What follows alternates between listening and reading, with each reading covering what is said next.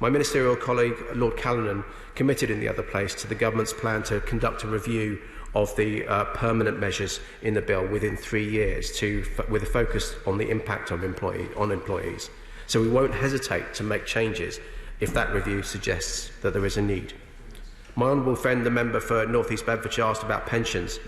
He's correct that the interaction between certain measures in the bill and the pensions legislation gives rise to a number of complex issues. Setting out the detail and regulations will help us to ensure the balance between trustees' rights as a creditor and the Pension Protection Fund's interest can be achieved and quickly amended as case law relating to Part 26A develops. The pensions framework is to a great extent set out in regulations, which allows the law to develop and respond to changes in the market. But it's right and proper that the Pensions Protection Fund and the Pensions Regulator are able to play a role in these new procedures when it's appropriate for them to do so. And that's what the government amendments allow for. The pension scheme is in the other place at the end of this month, and that bill builds on the government's commitment to tighten the rules for abuse against pension schemes by improving the pension regulator's power. My honourable friend raised the question of the regulations which allow extension of the temporary changes. Of course, where required, the government won't hesitate to extend the measures, but we're not going to extend them indefinitely.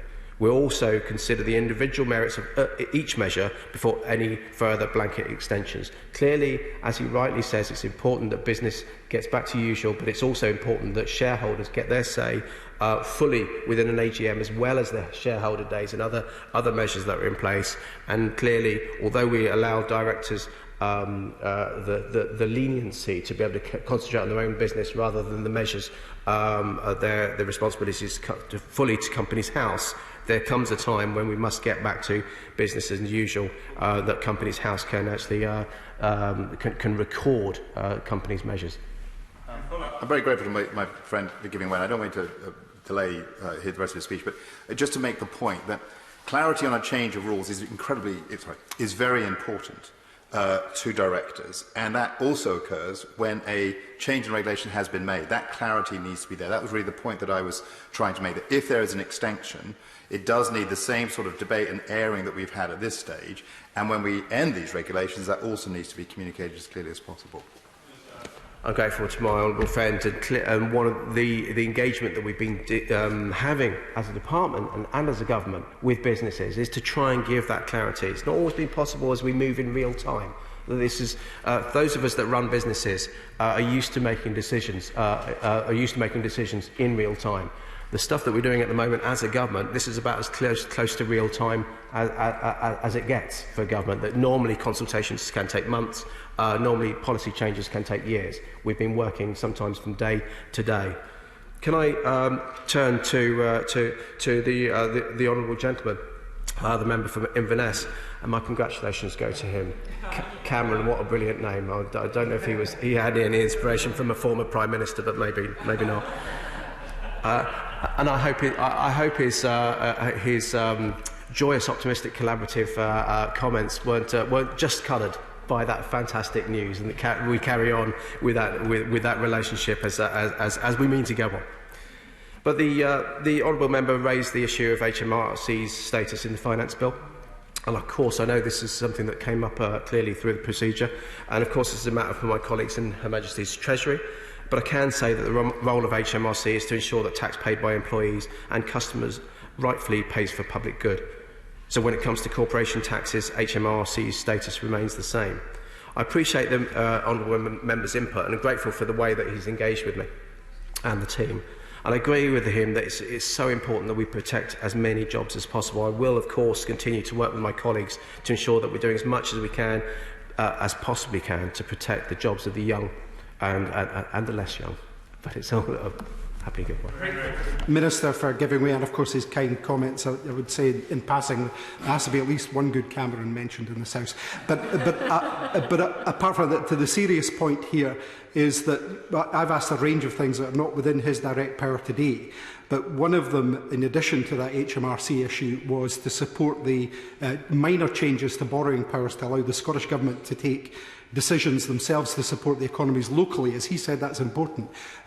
Is that something he'll take forward with his colleagues in order to make sure we can have those measures taken in Scotland? I'm grateful to the honourable gentleman, and clearly these are all things that we will continue to look at. The honourable gentleman talked about the hospitality sector. Can I reassure the honourable member that the government recognises that this sector is particularly hard hit by closure? I have regular conversations with the hospitality sector, including just yesterday was my most recent, and they were very pleased and optimistic that the fact that we've now been able to change the rules within England and start giving them the certainty that they need to reopen. And I look forward to successful reopening in England and in time in Scotland as well, because it's so important that we do work with the hospitality sector. Clearly, the 3 winters that he describes is something that has been raised with me, and I do appreciate. And it shows, I think, that the interlinking, as the honourable lady for Richmond Park also talked about culture, the interlinking of the economy. People, as I also hold the position of the Minister for London, and if you look at the hotel sector in London, people don't tend to go to a hotel just to sleep in another bed. They come, they sleep, they go because of the theatres, because of these restaurants, because of the culture around the area. So it's important that we get each of these sectors up and running. And so this is why we do have those frequent discussions and work as collaboratively as we can. So it gives us the understanding as well, in order to inform our support. A range of hospitality bodies and companies were consulted on the Safer Workplaces guidance, for example. The honourable member for Richmond Park talked of striking balance, and that's of course what we've tried to do within this bill. I'm grateful to her colleagues for making the point so clearly that measures are needed for longer, and I hope she'll agree that the government has taken on board these concerns. She spoke equally about the theatre sector. I know the Orange Tree. I tend to know the Orange Tree pub next door a little bit better than I do the theatre, but I do know the great work that it does in the community. But I will clearly take back to colleagues her concerns. Can I just begin by wrapping up by taking the opportunity to thank the House of Commons Public Bill Office and the House Clerks for ensuring that this vital piece of legislation could be expedited through the House and consequently come into force as a matter of urgency. The support they've provided has been invaluable. Secondly, I'd like to thank the officials who brought this legislation into existence. My bill team of Andy Ormond, Cloak, Manira Lula, Jess Bradbury, James Roddy, Alice Rycroft, and all the team in Bays and the Insolvency Service, of whom too many to mention, have worked tirelessly across weekends, in the evenings, to make sure that we could bring this to bear as quickly as possible. But as lawyers have worked day and night, some of them with very young children, drafting the children, in particular Joe Ashida, Denise Fawcett, Samuel Gindi, David Anderson, and our lead parliamentary counsel, Diggory Bailey. I'd like to pay tribute to the policy leads, some of whom have worked in this area for many years, have worked with outside experts to make sure that we had the measures right. Steve Chown, Simon Whiting, Laura Bardsley, Rob Mack, and many, many more. Colleagues from HMT, DCMS, MHCLG and DWP have been also very invaluable. I'd like to pay tribute also to those organisations and representatives of businesses, consumers, workers, shareholders, investors and insolvency experts who have engaged with us in developing these proposals. Finally, let me end by mentioning those for whom this bill is intended. The millions of business owners up and down our country who are keeping Britain moving. Please, I say to them, keep it up, let's keep moving, and let's bounce back our economy as and when limitations and restrictions are being lifted. Thank you, Mr. Speaker. The question is that this House agrees with the Lords in their Amendment 1. As many as are of that opinion say aye. Contrary, no. I think the ayes have it. The ayes have it. With the leave of the House, we will take Lords' Amendments 2 to 116 together. I call the Minister to move formally to agree with Lords' Amendments 2 to 116. Formally? The question is that this House agrees with the Lords in their Amendments 2 to 116. As many as are of that opinion say aye. Contrary, no. I think the ayes have it. The ayes have it. I'm sure we all wish baby Cameron Hendry the very best of health and luck for the future. I suspend the House for 3 minutes.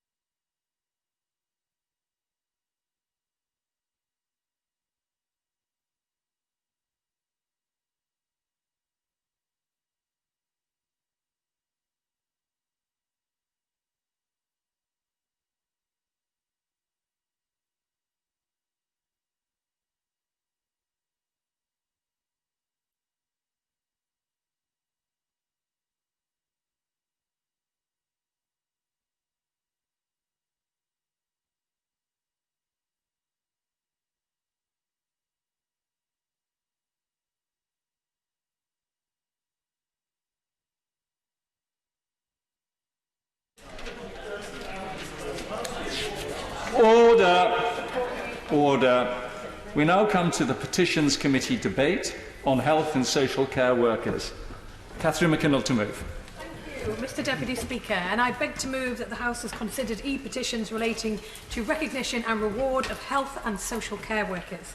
The Petitions Committee is delighted to have been allocated this business time today on behalf of over 4.6 million people from across the country who've signed petitions relating to this pandemic and other issues.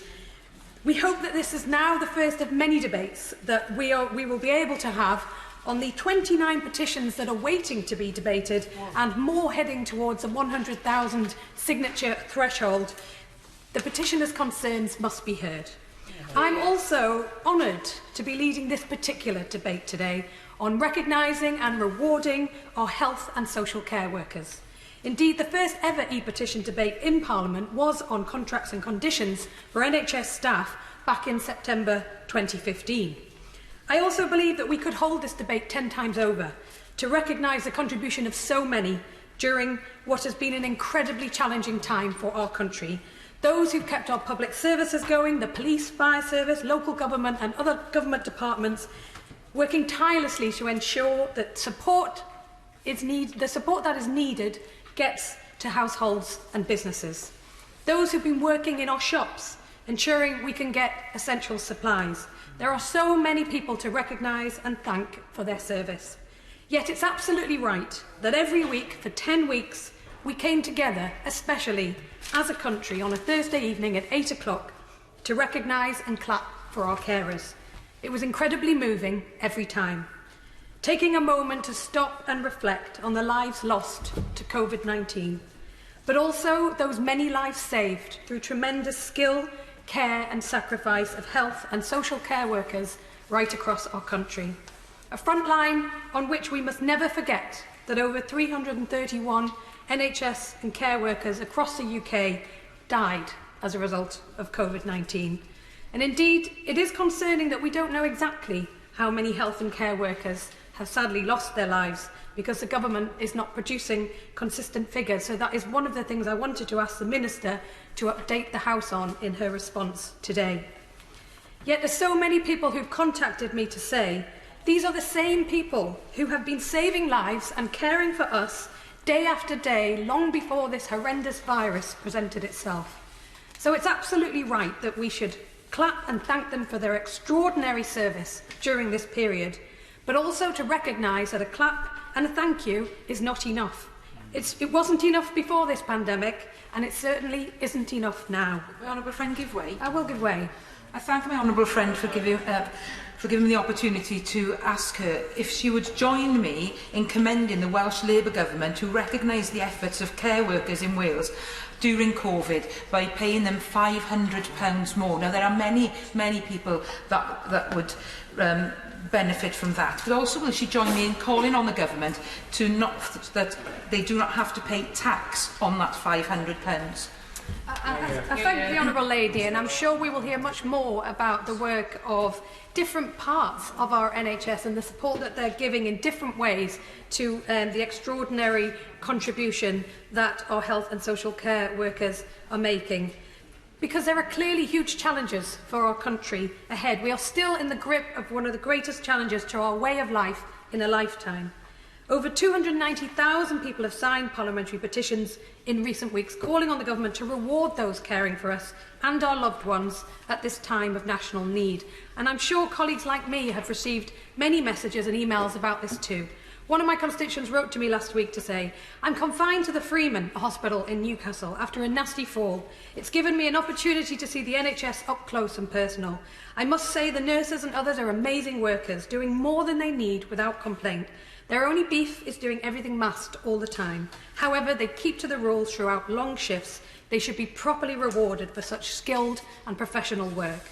Another said, "What I hope for now is less posturing and instead some competent administration, recognising the contribution of those who continue to work on the front line. At the very least, they must have proper working conditions, remuneration and PPE, and no one working in the NHS or in a caring role should be asked to pay a surcharge." There's clearly widespread agreement across this House that health and care workers deserve recognition, but the question is, how do we best do that? Some have suggested medals or honours. In a statement last month, the Prime Minister said, "The honours system recognises exceptional contributions made across every part of the UK and will play a key role in demonstrating the nation's gratitude to all involved in the response." He also said the government will consider the creation of a new medal for healthcare workers. That's a call that the Mirror newspaper has been echoing with their Give NHS Heroes a Medal campaign, which has picked up lots of support from politicians, trade unions, to doctors, leaders and footballers. I will give way. Mr Deputy Speaker, I thank my honourable friend for giving way. Well, I hear everything she's saying about medals. She will agree with me, I'm sure, that medals don't put food on the table. And there are many people working in our NHS and social care who work through agencies who are paid minimum wage or less. Doesn't she think that's what needs to be righted? Well, indeed, the Honourable Lady anticipates my next comment, because the idea is receiving a mixed reception. One NHS worker wrote to me to say, "I've heard whisperings of NHS staff getting medals after the pandemic. Please don't let this happen. It's utterly ridiculous that when we're working in understaffed and under-resourced settings, that for money to be spent on medals is outrageous. No one wants it. We'd rather the money go towards improving staff car parking or access to hot food or anything." Another constituent wrote to me to say, "Pay rise for the NHS and care workers. They do not need medals." So while medals and honours have a place in recognising exceptional achievements, there's clearly also a need for true recognition for their bravery and resilience, both during this crisis, but also for the amazing job that they do every single day. I will give way. Giving way, and I want to begin by stating an interest. My sister Kathleen and her daughter Chloe both work in the care system. But does she agree with me that what's missing here is political will when we're talking about a decent pay that tries to measure the value of the work that they do? And the Scottish Government, as of the 1st of April, gave an immediate 3.3% pay rise to social care workers, and is also in the process of establishing a fund to top up social care workers who contract COVID-19 in the course of their duties. Doesn't the Honourable Lady think that that kind of action should be replicated across the UK? We'll see if there's the political will when the government responds to this debate today and afterwards as well. One of the petitions that we're considering today, with over 162,000 signatures, calls for an increase in pay for NHS healthcare workers. They are doing tough work in very challenging circumstances, putting their lives on the line for ever-squeezed pay. There have been calls for staff to get paid properly for all the hours they work, especially overtime, which really isn't too much to ask. The Royal College of Nursing has taken issue with recent claims by the Secretary of State for Health and Social Care that nursing staff have received a significant pay rise. The college research shows average earnings for NHS staff have not kept pace with the cost of living since 2010. Ahead of the next pay round for 2021-22, they're calling for an honest dialogue on valuing the nursing workforce. We know we have a shortage, and paying health workers properly is key to having the workforce we need. It would be a grave error by the government if, following the crisis and the recession that we are clearly heading into, that they look to balance the books on the backs of public sector staff in the way we saw after the banking crisis in 2010. The very same public sector workers we've been clapping for in gratitude for saving so many lives. Neither can we see a repeat of the junior doctors dispute, where staff were treated appallingly and morale devastated as changes to pay and conditions were forced through. And while he and I would certainly disagree on detail, I echo the comments made by the former Chancellor, the Right Honourable Member for Bromsgrove, calling on the current Chancellor to focus on growth and not austerity. We cannot cut our way out of this recession, and certainly not with cuts aimed at the very people who are getting us through this crisis. Many medical students have also stepped up to support their future colleagues in fighting the virus. There are parliamentary petitions calling for reimbursing fees and reducing student loans. The Petitions Committee is conducting an inquiry on the wider impact of this crisis on students, as there's been an unparalleled disruption to higher education. Before this crisis, student finance reforms also impacted on the healthcare workforce. The decision to scrap the NHS bursaries in England and replace them with loans led to applications falling by a quarter, and there are almost 40,000 unfilled nursing posts.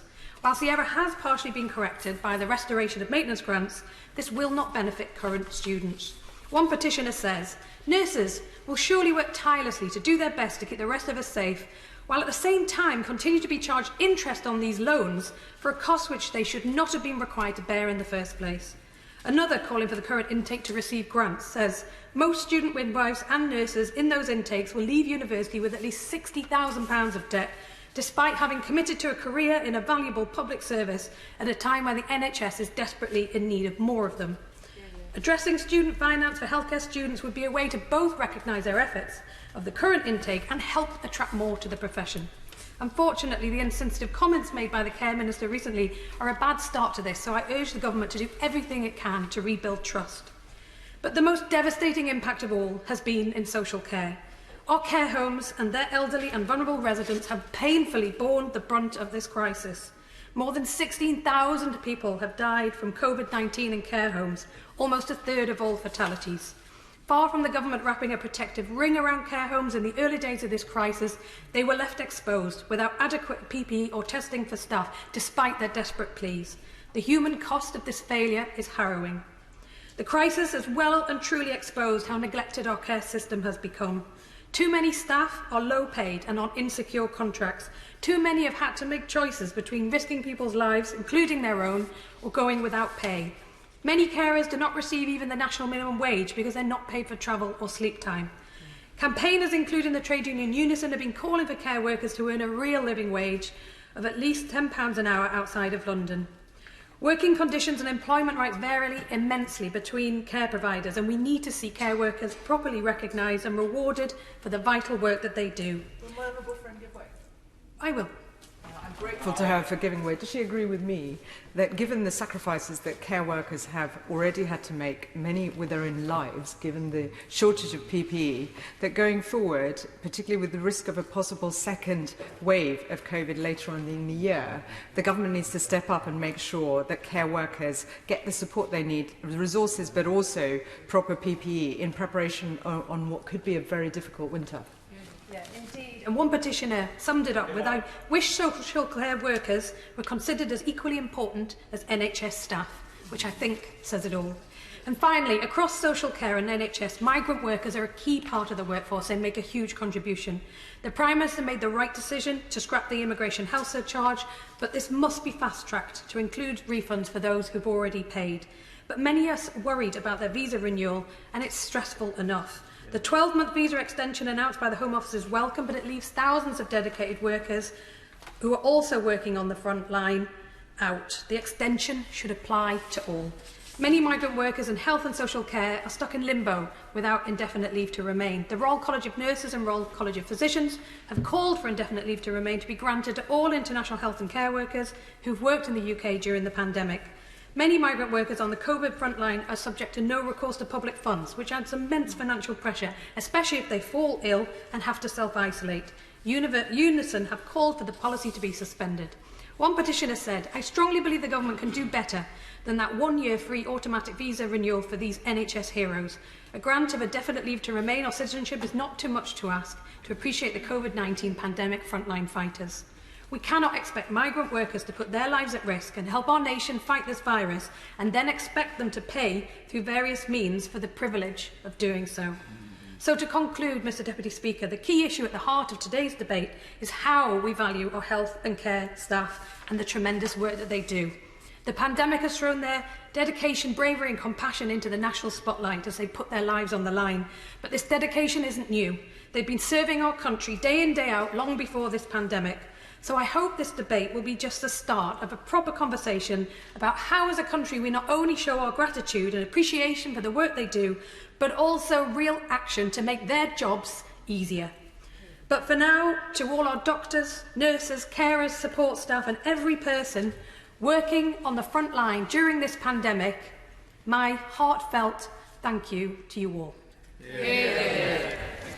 afraid we're going to have to... I'll put the question first. The question is as on the order paper. But because of the popularity of this debate, we're having to put a 3-minute limit on speeches from the outset in order to get as many people in as we possibly can. Peter Gibson. Thank you, Mr Deputy Speaker. First of all, now place on the record my thanks to my constituents in Darlington who have taken time to sign petitions and those who have emailed me to express their gratitude for the exceptional service of our NHS and social care workers. Today's debate is an opportunity to place on the record both their thanks and my own for the tremendous work of the NHS, not only during the pandemic, but also every other day and every other night of every year. Our nation has, over the past few months, come together to save the NHS from being overwhelmed, but has also united every Thursday with its clap for carers. Darlington's own newspaper, the Northern Echo, recently published a supplement featuring the incredible work of our health and care workers, publishing a permanent record of an army of previously unsung heroes, and I thank them for that recognition. Throughout the period of the lockdown, I was in weekly contact with Sue Jakes, the Chief Executive of our local NHS Trust, based at Darlington Memorial Hospital. Sue shared with me and other members of this House from the region news of how the NHS locally was responding to the crisis, updates on PPE supplies which never ran out, numbers of patients that they were treating with COVID, and the many, many stories of service above self from their team. I want to place on the record my thanks to Sue for her leadership throughout the pandemic and her open, transparent engagement with myself. The entire team at County Durham and Darlington NHS Trust have been truly incredible, and I thank them all. Mr Speaker, I've been in regular contact with many throughout the care sector in my constituency over the past few months, and like the efforts we have seen in the NHS, there has been incredible self-service, sacrifice and support for our elderly and vulnerable. I pay my thanks to them all for all that they have done and are continuing to do. In addition to the health and care community of Darlington, many hundreds of people have stepped up to the plate and gone above and beyond. There are literally hundreds of examples, but in particular I want to highlight the work of the Mowden Pub and Maggie's Place, the entertainment provided by Peter Miller and the exceptional service of Joanne Hammond, and the efforts of Louise Graham and the team at Food for Thought.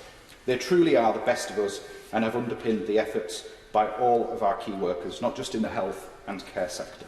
Again, I want to place on record my thanks to them on behalf of everyone in Darlington.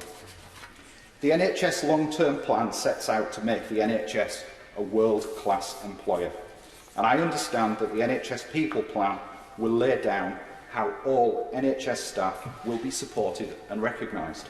I look forward to its publication. I fully support the government's steps taken in supporting the families of those key health and care workers who have tragically lost their lives, with the commitment to the Death in Service Award. As a trust... Order. I'm sorry, we do have to move on now, Mr Gibson. Jamie Stone. Mr Deputy Speaker, can I at the outset say how delighted I am to be back in this place. For the last period of time, I've been working rather like Harry Potter under the stairs of my home in the Highlands. Whether that has affected me as an honourable member is up to others in all parts of this chamber to decide.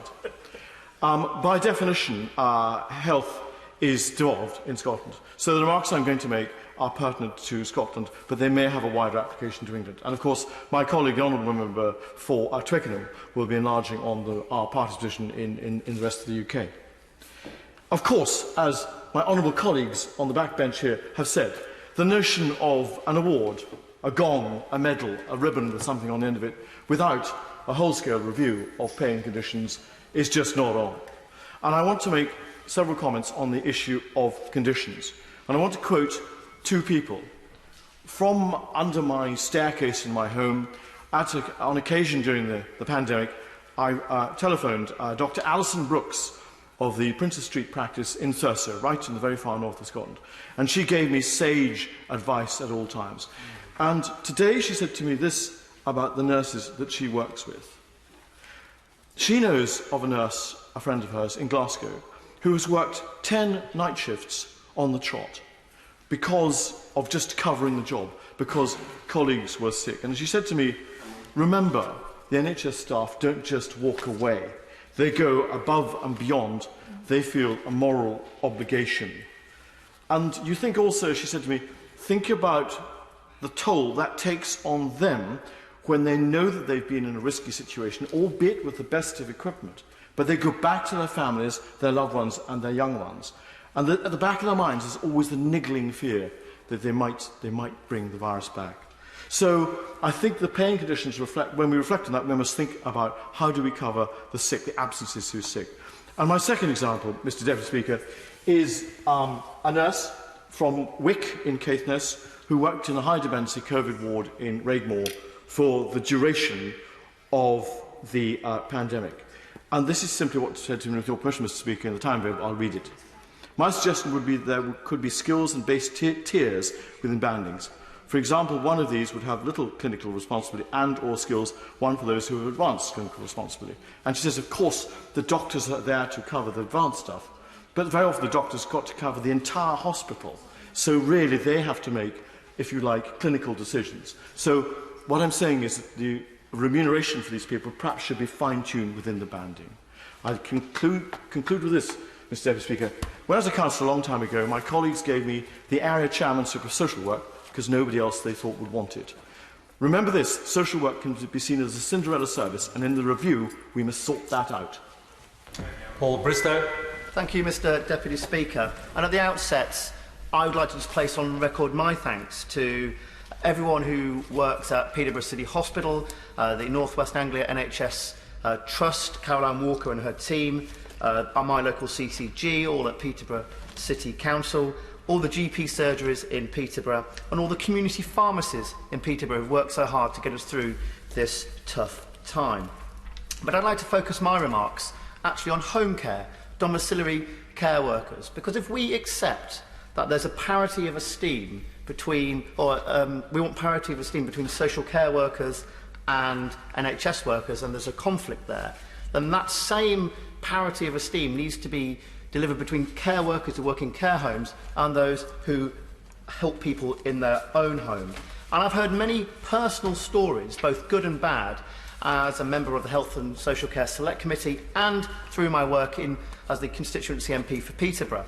I remember talking to Richard, who told me that he felt his work, calling it work, was almost like cheating, because he spent lots of his time talking to friends and the people he cared for. And Mel told me that she would always recommend social care as a career, despite some of the challenges that she has.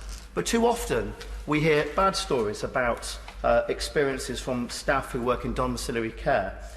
People, they were being tutted at for wearing their uniform out in public, and that lack of understanding that domiciliary care workers wear their uniforms as they travel between clients' homes. And understanding is key to all of this, Mr Deputy Speaker, because lots of people still call this work low-skill work, not understanding that working in domiciliary care, you're administering medicines and doing other complex tasks. You need to be a real people's person to be a domiciliary care worker, and these people are often hidden heroes in our own communities. I remember my father, who died relatively recently, and he was a strong and independent man, and it was those domiciliary care workers that cleaned him, that dressed him, that gave him back, his dignity. And my mother and I can never say thank you enough for that. Home care is the biggest part of the social care sector, and it employs hundreds of thousands of people. And I would just like to perhaps just put three questions in the remaining time that I've got. We talk a lot about valuing our social care staff and this parity of esteem, but what can we actually do to try and resolve that problem we have between the value between NHS and social care workers? What can we do in concrete? Is paying for social care by local authorities for activity, is that the right way to do, or can we do better by looking at outcomes? And just finally, can we look to integrate our NHS and social care workforce like they've done in Denmark? Gerald Jones. Thank you, Mr Speaker. I'm pleased to be able to speak in this important debate, supported by millions of people across the country, including some in my constituency of Merthyr Tydfil and Rumney.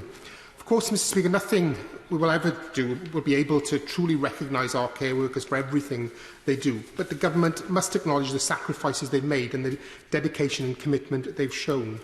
As ministers and members from across the House have acknowledged time and time again during the pandemic, these are truly exceptional times.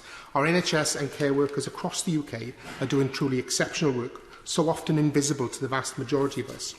Turn to care workers for just a moment, and it has never been more important than now to recognise the invaluable contribution our care workers make, especially those who aren't paid properly, for the sacrifices they make and often difficult and long hours they work to support those in need, families and also local communities.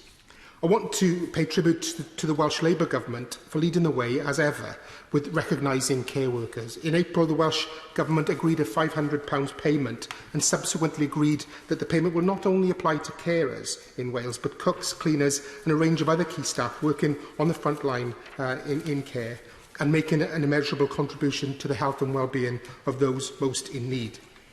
So, Mr Deputy Speaker, I urge the UK Government to do the right thing and therefore make an exception in this case and allow care workers to keep the entire £500 one-off payment in recognition of their efforts, not only during the pandemic but all year round. To do anything less is an insult to the sacrifices they made and the pressure they put themselves under to care for those most in need during such a difficult time.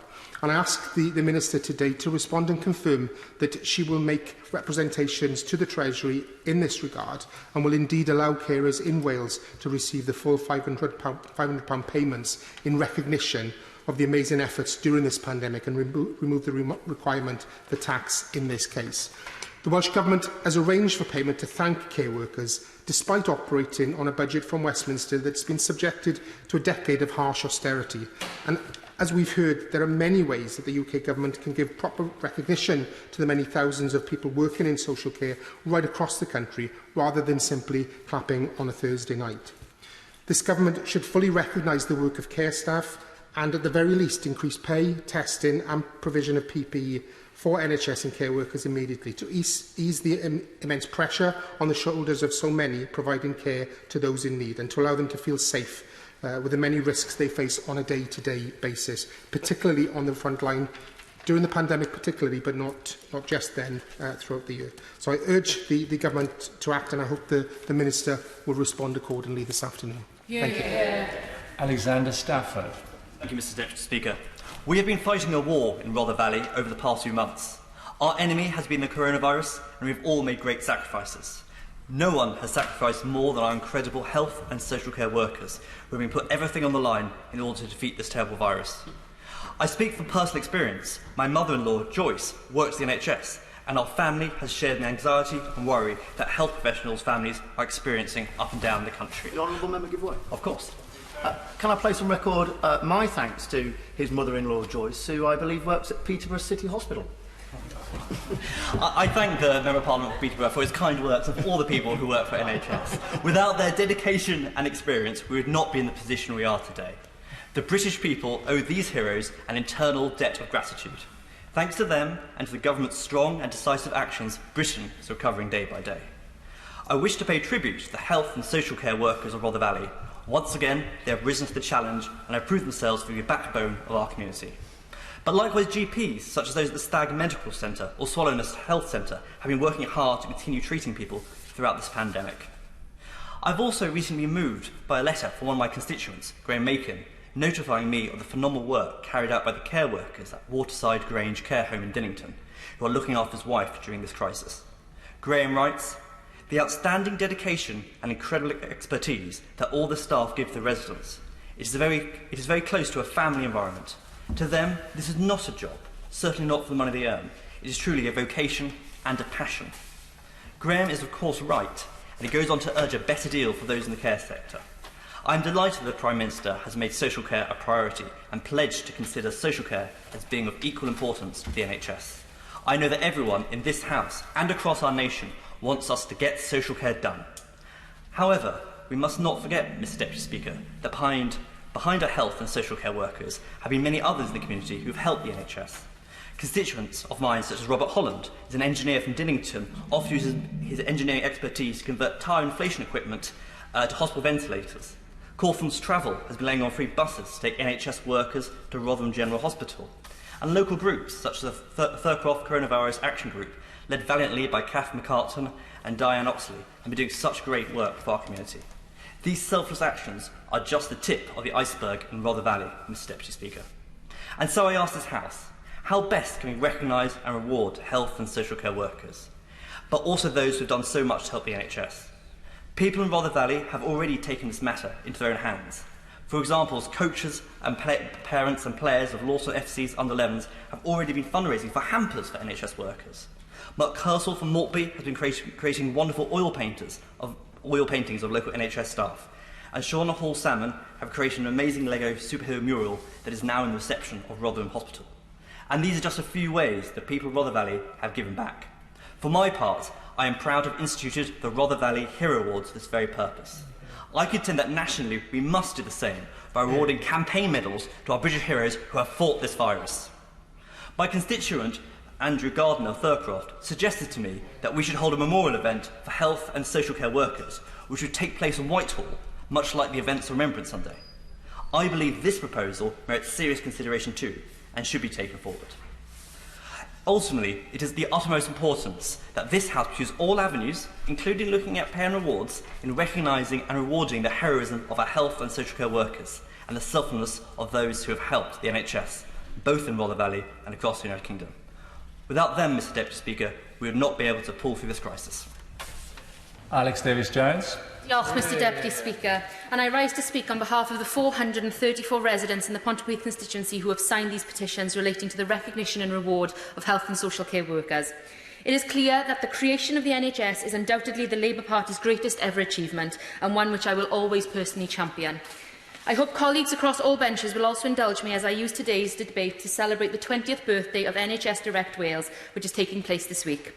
It is all too easy to reduce the NHS workforce to doctors and nurses, but given that there are around 400 different job roles in our NHS, it is important that all of our NHS staff are given the credit they deserve for their incredible work all year round.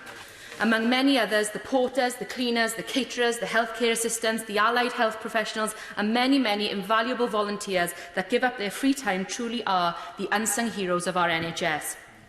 The coronavirus pandemic has provided a unique opportunity to truly show our thanks and appreciation. And call me old-fashioned, but I'm not sure a hand clap or a medal quite cuts it. I wonder if the Minister, as she is sat there in her place, would be satisfied with a hand clap or a pat on the back instead of receiving her additional ministerial salary. Something tells me the answer is no. Naturally, as a proud Welsh Valleys woman, it would be wrong and rude even for me not to take the opportunity today to highlight how different things are across the border, thanks to the fantastic Welsh Labour Government. As my honourable friend, the member for Merthyr Tydfil, has already mentioned, the Welsh Labour Government are leading the way in their response to the coronavirus pandemic. And they say that where Wales leads, England follows, and I'm more than inclined to agree. Thanks to the Welsh Labour Government, social care and domiciliary care workers in Wales, including agency workers, as well as support staff in care homes, such as kitchen workers and cleaners, will soon receive a diolch thank you payment of up to £500. A payment which will be available to 64,600 care home workers and domiciliary care workers throughout Wales. This comes after the Welsh Labour Government has already pledged to commit an incredible £40 million of extra funding for adult social care services to help meet the extra costs associated in response to the pandemic. Clearly, this payment is a reward in recognition of the unprecedented circumstances and strain that has been placed on all of our NHS staff across the Union, from Pontypridd in South Wales to Perth in Scotland. What's even clearer to me is that this payment should be exempt from income tax and national insurance contributions, something that the Welsh Labour First Minister and colleagues here in this House have been calling for. So far, Her Majesty's Treasury has point-blank refused. Talk about a kick in the teeth for workers who have literally put their lives on the line to keep us all safe, and NHS workers across Pontypridd and throughout Wales deserve better. Colleagues will also be aware that thanks to another fantastic Labour-led campaign, the Prime Minister was forced to U-turn again this week. He's running in circles. Now, to conclude, Mr Deputy Speaker, I would like to say that if the Minister needs any information on Wales and how we can best follow this coronavirus pandemic, I'm more than helpful to offer my services. I'm here if she wants to find me. She knows where I am, and I hope that where Wales leads, England will follow. Russell. Thank you, Mr Deputy Speaker. May I also place on the record my thanks to everybody across Watford, pharmacists, GPs and all the hospital staff and everyone in between for the amazing work they've done recently and over many years. I wanted to raise that I'm on the Health Select Committee, the Health and Social Care Select Committee, importantly, which has given me great insight into the challenges that have faced the health and social care sector over the past few months. But I also, over the past 10 or 11 weeks, been a volunteer at Watford General Hospital, literally on my knees cleaning Zimmer frames at times and carrying water to staff. And I've been very proud to be part of the volunteer hub there, alongside people like Monica and Theo, George, Denise and Linda and so many more who are offering their time for free to help our brave NHS staff as they tackle this terrible pandemic. They've also been working very closely with Watford Football Club, who've provided amazing facilities for their sanctuary around mental health and so many other areas. But what I've also been doing during this time is listening. And I think one of our jobs as parliamentarians is to listen. And what I've been hearing is that what this pandemic has shown is how this government is trying to be innovative, how it's tried to use technology in different ways, but ultimately how it's tried to unbind the red tape that has held back so many people on the front line. For so long, we have been stuck in a process of looking at points and targets, and I think we've forgotten what the frontline workers really want, and that's respect. They want trust. They want us to cut through the red tape so that they can get on with their jobs across all of the health sector, across all of social care. And what I'm hearing loud and clear is that during this pandemic, we've enabled that to happen because we've had to, but we need to continue that. And we also need to listen to what they really want. One of the moments I had, which really was eye-opening, was when I was delivering some sandwiches to one of the wards, and the nurse said, "Don't worry with the sandwiches, we're getting fed over at Watford Football Club, and we get delicious pizza over there, so we probably won't eat those." And it really opened my eyes to the fact that actually salary, of course, is absolutely critical, but it's also about what life is like on the front line day after day. And I think we need to listen to what they really want. And that includes pathways for careers. It includes opportunities perhaps to have sabbaticals after 10 years of working in the same job. It's about perhaps corporate discounts, working with the professional and private sector to enable them to continue to have free opportunities and discounts and first to the queue, not just for health and NHS, but for social care workers. And also, it's about innovation, use of data and technology. And I believe if we look at all of those things, it may not happen overnight. This may take years, perhaps even decades, but I think we can really make change for the better for all of our brave staff and not just be the biggest employer, but the best employer in the world. Ali. Thank you, Mr. Deputy Speaker.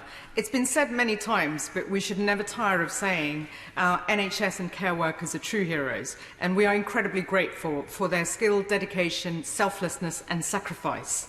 We came out on Thursday evenings to applaud them. Now it is time to build a system that rewards them with more than applause, and that's why it's important that the government puts its money where its mouth is and starts to recognise them as hundreds of thousands of people in each of these petitions have highlighted and called for. A decade of austerity. With the decade of austerity, the NHS and social care system is on its knees. The government was already missing A&E targets as far back as 2015. And we also know that the NHS has vacancies of 100,000, and also that NHS trusts have 1.223 billion in deficit, which needs to be addressed quickly so that they can get on with the job of protecting us, as well as the mental health crisis. Mr. Deputy Speaker, across the system, across the NHS and care system, there's a scourge of low pay. Unison predicts that we'll need another 1 million extra care workers by 2025. It's vital we learn the lessons now and make sure we have a resilient, well-resourced, effective NHS where people are properly rewarded and recognised, where their skills and expertise is recognised rather than being treated shoddily, which is what we've seen. We also need the government to make sure that junior doctors are properly rewarded. Their behaviour in recent years was appalling. And yet, these doctors, nurses and carers have been the people on the front line saving people's lives and protecting us.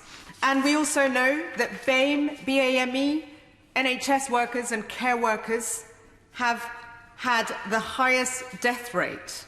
And yet the government has been inadequate in protecting them. To be frank, the government has treated them like cannon fodder, and the fact that it doesn't have proper recommendations is scandalous, and they need to get a grip before more lives are lost. If the Minister thinks health workers and care workers should be protected, she should act instead of saying appalling things about them. And I hope she'll apologise for the remarks she made recently about care staff. The point, Mr. Deputy Speaker, is that we need to ensure that this government, when this crisis eases, doesn't forget the sacrifice and the commitments people in the NHS and the care system have made, that it acts to ensure they're properly rewarded and properly recognised and that they are protected. Jamie Wallace. Thank you, Mr Deputy Speaker. It's a pleasure to have the opportunity to speak in this debate on behalf of the many vital care workers and NHS staff in my constituency of Bridgend. And I would therefore like to begin by putting on record my thanks on behalf of everybody in Bridgend, our sincere and heartfelt thanks for everything carers and NHS staff are doing. They do a fantastic job, delivering world-class care, and even with increasing pressures due to, among other things, an ageing population and changing public expectations, they work incredibly hard, always putting patients first and keeping them safe while providing the high-quality care we've all come to expect. Of course. Thank the Honourable Member for giving way. Does the Honourable Member agree with me then that in order to reward and recognise these care workers in Wales, that the £500 money that has been given to them by the Welsh Labour Government should be exempt from tax and national insurance by the UK Tory Government? Thank you very much. I agree with my honourable member from Pontypridd, and that is why I was talking to Her Majesty's Treasury about this, and I was disappointed in the response that I got from Welsh Labour ministers when a perfectly reasonable suggestion was put forward on how they could receive the net amount of £500, and I'd be happy to forward that correspondence to her after this debate. It is vitally important that we continue to break down some of the long-standing barriers between health and social care, and we have learned the importance of both of these sectors over the past few months. Our appreciation must go equally to all carers. They have a crucial role in managing the complex care needs of thousands of people every single day, and even with the additional risks they take, they continue to work so hard to support the people we all care about in these unprecedented times. If there's hopefully some positivity that comes out of this horrendous time, is that it is now highlighted to all of us that the social care sector does so much. We are now all well aware that without them, our communities, our loved ones, would suffer. I have received many tributes for our carers. Indeed, the Porthcawl Male Voice Choir, of which I am Vice Chair, not a participant, you'll be pleased to know, have produced a wonderfully emotional and heartfelt video to say thank you, and I would encourage others to watch it. It bears all the fitting strength of feeling how proud and recognised our carers are during this global crisis. And I was also delighted to see the personal message that Anton Deck sent to all the care staff in the Princess of Wales Hospital, and I'd like to end with their words. We just wanted to say thank you so much for all the hard work you're doing every day on behalf of the whole country, and we would like to send you lots and lots of love. Keep up the good work. Munira Wilson. Deputy Speaker, and we on all sides of this House have quite rightly recognised the immense sacrifice and service to this country that have been made by our health and care workforces. But it's now time to put money where our mouths are and actually start to recognise and reward those staff. We on the Liberal Democrat benches have argued through the period of this crisis for a package of frontline support, including something akin to the deployment allowance that's given to the military frontline, and suggesting that we should have a frontline service award of a daily allowance during the period of this crisis. But beyond that, this is not the time now for pay freeze, and negotiations on public sector pay must reflect the service and sacrifice that many on this front line have made for us and our loved ones. But of course in social care, many of those workers do not work in the public sector. 2 million people in care jobs are largely on the minimum wage. Half of them are on 0 hours contracts, yet they're undertaking highly skilled work, taking care of the most vulnerable and providing intimate care. They are often not paid benefits or paid for travel time, which can be significant in London. It's possible to earn more money stacking shelves in Tesco. It's important to recognise that they have very few career prospects and training. The pay differential between care workers with less than a year of experience and those with more than 20 years has now reduced to just 15 pence per hour. That's because of the funding crisis in social care, which is keeping those wages down. So the case for ensuring our care workers are at the very least paid the real living wage is overwhelming and a moral imperative. longer term, to tackle the workforce crisis and put social care on an equal footing with the NHS, pay scales must be reviewed and ideally align with the NHS. But that obviously needs to go hand in hand with tackling the long-term funding crisis in social care, and those reforms are well overdue. Now, both in social care and in the NHS, we know there are a huge number of migrant workers, 1 in 7 in the NHS and 1 in 6 in the care workforce.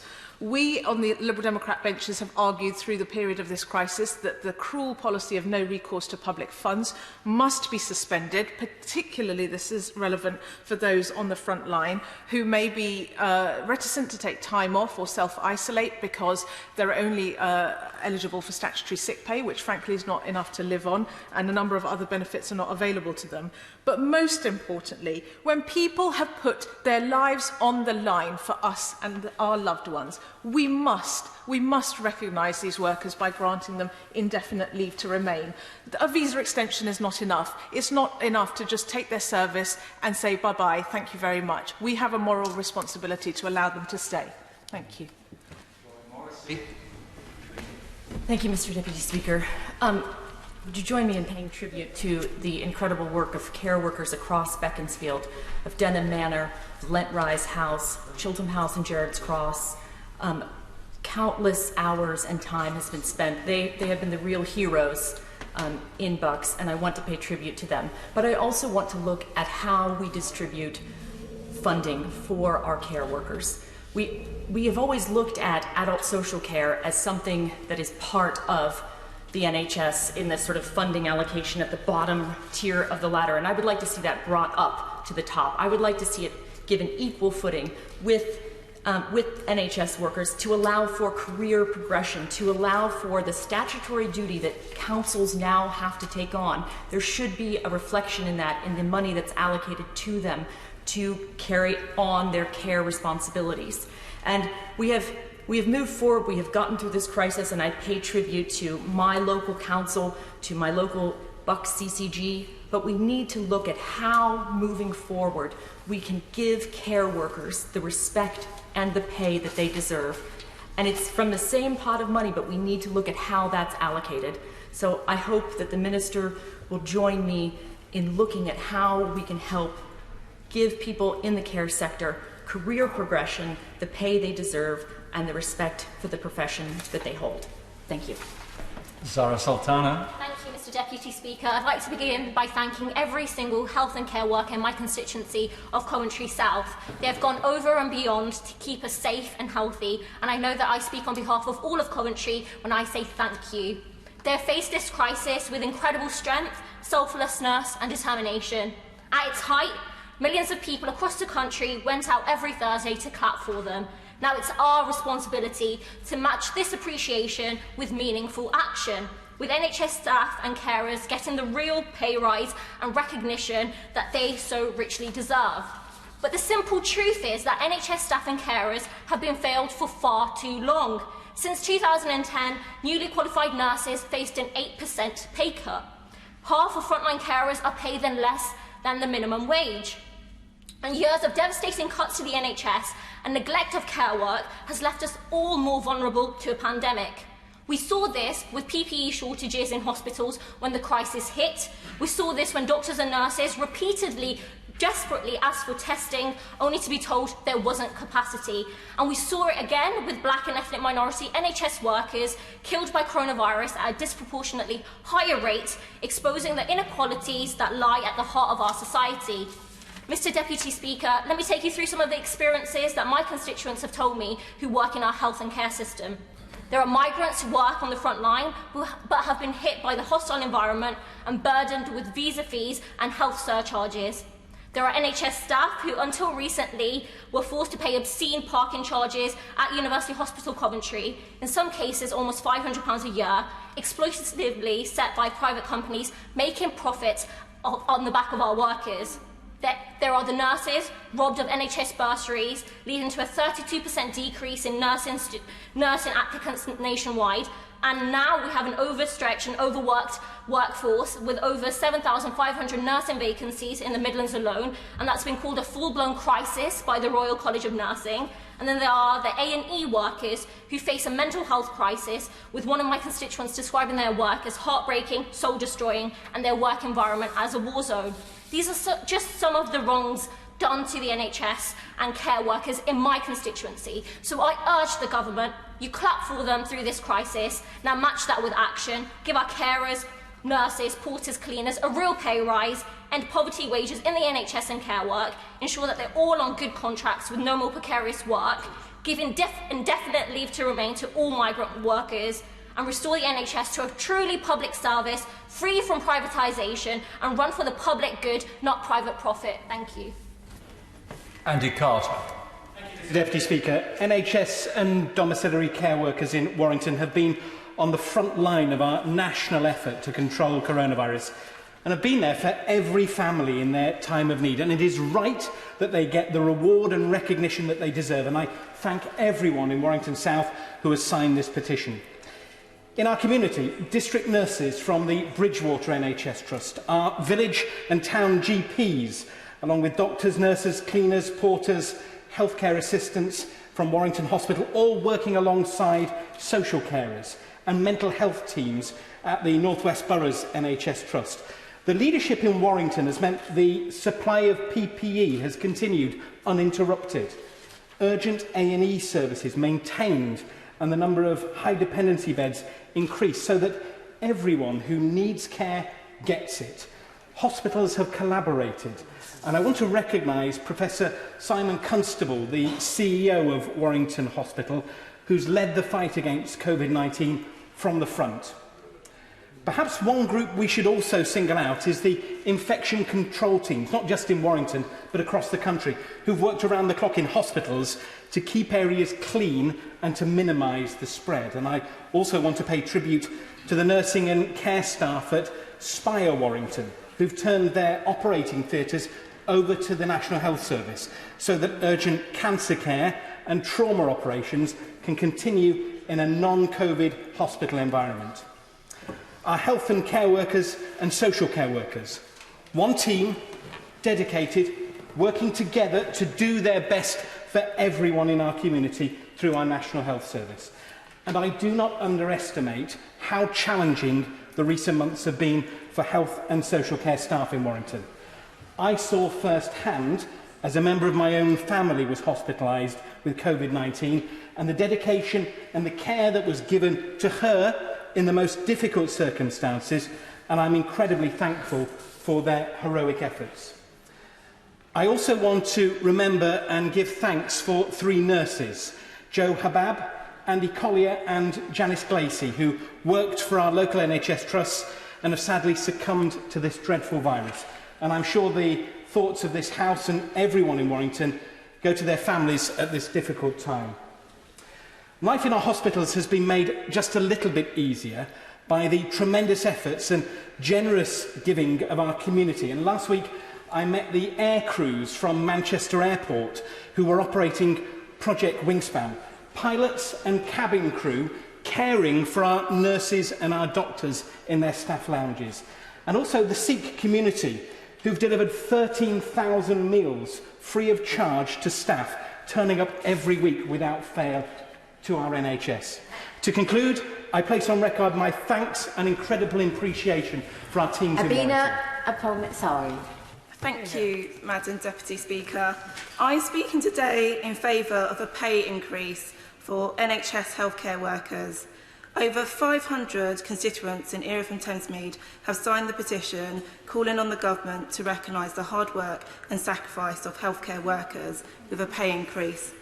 I completely agree that those working in the health and social care sector deserve a pay increase, not only as a recognition of their hard work during the crisis, but also as a necessary step towards ensuring their well-being going forward.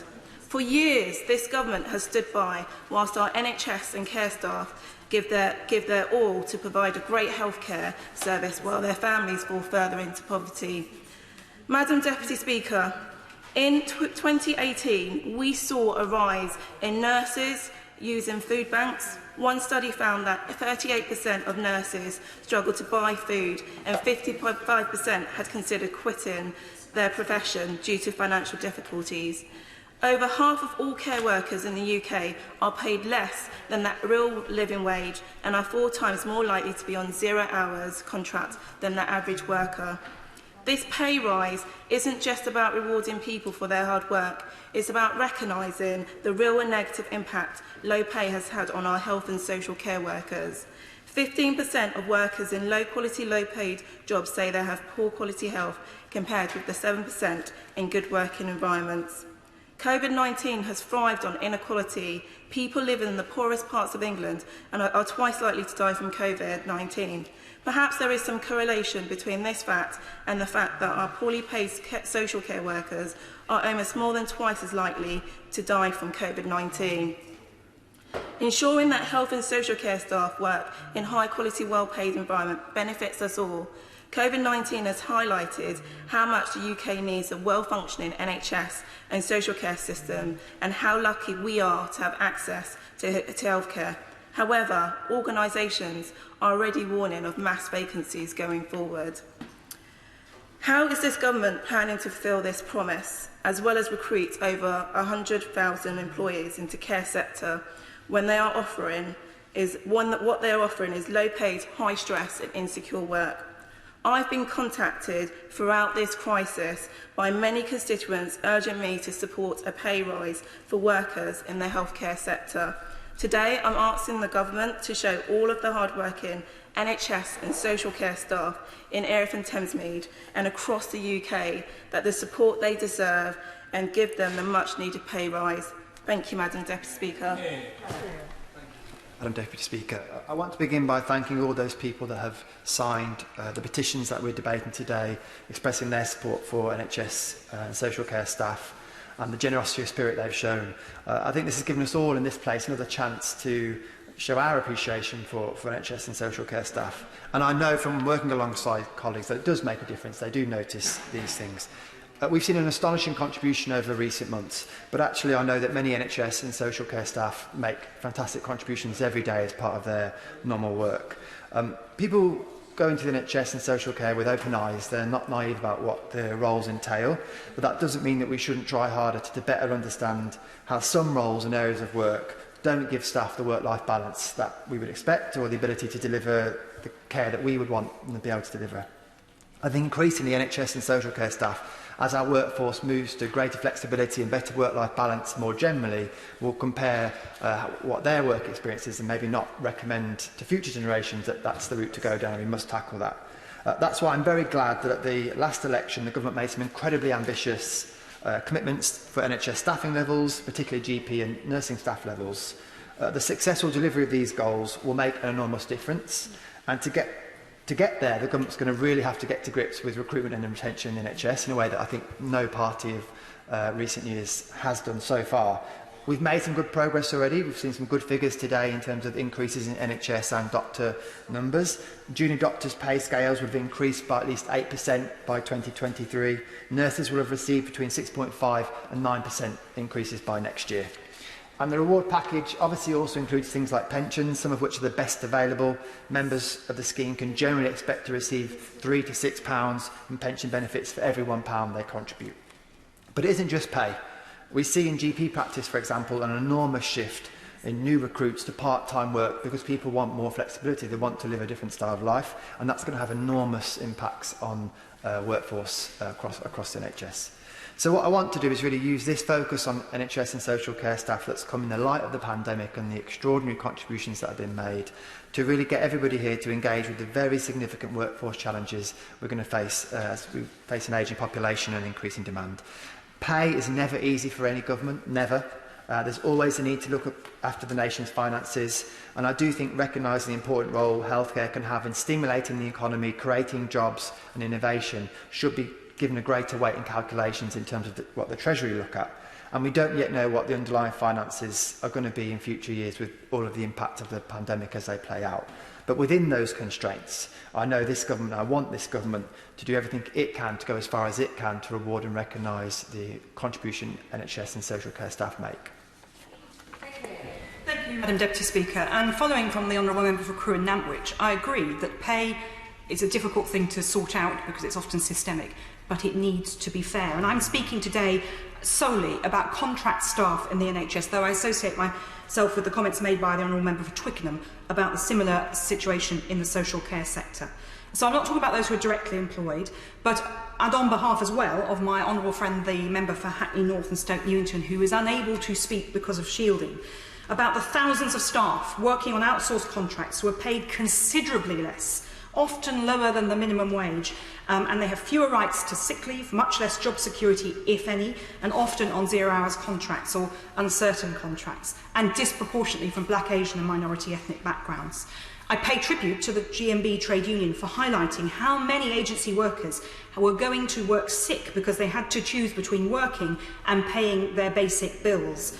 And the move to secure sick pay is a start, but it's not enough, and it's not yet firmed up for the long term. The Homerton Hospital in my constituency is an excellent hospital that does great work, but it is in the throes now of agreeing a 5-year extension to a contract for hospital cleaners and other ancillary staff employed by ISS. And my right honourable friend, the member for Hackney North and Stoke Newington, and I are both concerned about such a long extension, leaving key workers on low pay without the protection and recognition of NHS employed staff. But the real issue here is systemic. It is not with the individual trusts, but the way that the government chooses to fund hospitals, so that from day one they cannot fund their full staff complement. And the NHS systemically is outfunded, so that it bakes in the assumption of low-paid, insecure workers on outsourced contracts. As of 2018-19, the last figures that have been audited, Trust's combined deficit in England was £844 million, up £86 million from the year before. And this, Madam Deputy Speaker, is the heart of the problem. And my honourable friend, the member for Hackney North and Stoke Newington, and I are really clear that the government needs to foster a system that is not reliant on low pay. And low pay, so low paid are these workers, Madam Deputy Speaker, that the irony is their pay is topped up by taxpayer-funded universal credit and other benefits. So we are both clear that if people are facing the same risk, they should have the same reward. This inequality cannot continue, and if we're to learn anything from the COVID-19 crisis, we need to level up so those who are at the lowest pay on poverty pay are getting a fairer deal. Tom Randall.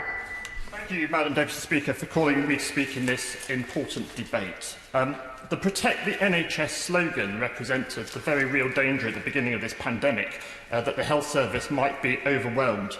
And that did not happen for two reasons, I believe, because the public adhered to the strong public health messaging and because our NHS staff stepped up to the challenge.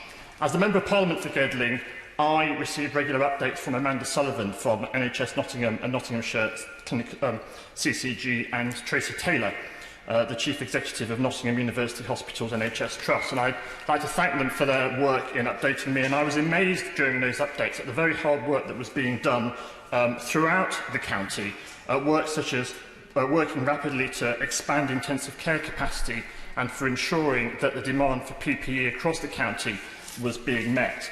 And so I'd like to put on record my thanks to the doctors, the nurses, the GPs, pharmacists, care home workers and other key workers who have worked hard and for their dedication. And it is clear to me that that dedication and hard work is widely appreciated. As I've walked through my hometown of Arnold, I've been amazed at the drawings of rainbows in front windows showing support for key workers and offering hope for a better time to come. That is a better time, of course, that will require a strong economy to generate revenues for our public services. And I'm pleased that because of that, we've been able to offer a 6.5% pay rise for all staff on the Agenda for Change pay scales, including nurses, and the implementation of a 5-year GP contract framework. I'm also pleased that we've been able to deal with the thorny issue of pension tax rules, and the change to the taper allowance at the last budget, which I know had been a big concern for consultants and made additional work prohibitive. And as the British Medical Association has acknowledged, the vast majority of doctors have now been removed from the effect of that taper. We have faced what is possibly a once-in-a-century event, and I think it is right that we recognise that in some way. My constituent Elizabeth Gould proposed the creation of a medal for NHS workers, and when I raised this with the Prime Minister last month at PMQs, I was pleased to see that he considered it to be an excellent suggestion. I understand the Cabinet Office is looking into that measure. But I think we should also recognise that NHS staff and others have been working at full capacity for several months now, and I hope that there will also be some reflection from employers and others to give assistance not only in terms of pay, but in order to help them rest and recuperate, so that going forward they'll be able to work at their full mental and physical strength. 19 withdrawn, so we go straight to Nick Fletcher. Thank you, Madam Deputy Speaker. We've clapped and we've clapped. In fact, the country clapped week in, week out for 8 weeks, and we all embraced it. In fact, so much so, when we didn't, we missed it. There is no taking away from the fact that this pandemic has been tragic for many people, and to those who have lost loved ones, well, what can we say? Our heart goes out to you. There is really nothing worse. For those who have lost their jobs, it's tough. I've lost mine before, and I know it's tough. I know how hard that can be. The clapping, though, yes, the clapping became to many a symbol of a country coming together and thanking the ones on the front line, the ones that in effect were coming out of the trenches every day to save people who were caught this terrible virus. I can only imagine how it would have felt for myself or my wife going to work and knowing that one of us would be coming into contact with this deadly disease that could be taken home. Even worse would be knowing that I would, at some point in that day, see someone die, and such death would be reported on the news each night. Some might say, well, that's what nursing is about. Some might say, you must get used to it. Some might say, just another day. Some might, but I won't. I wasn't there, so how can I? What I can say is I'm glad that they were there for us.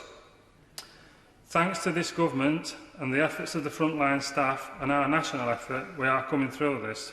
There is light at the end of the tunnel. In fact, it's in touching distance. So much so that we can now start to reflect on what we have all been through. Now, this motion comes after several petitions called for us to recognise and reward our health and social care workers. When I last counted, 200,000 people and 245 of my own constituents had signed one of these petitions that call for our frontline staff to receive the recognition they deserve. Now, I do keep saying frontline staff, because I think any thanks should go to the doctors, carers, nurses, porters, cleaners, and everyone who makes up the front line in our NHS and social care sector.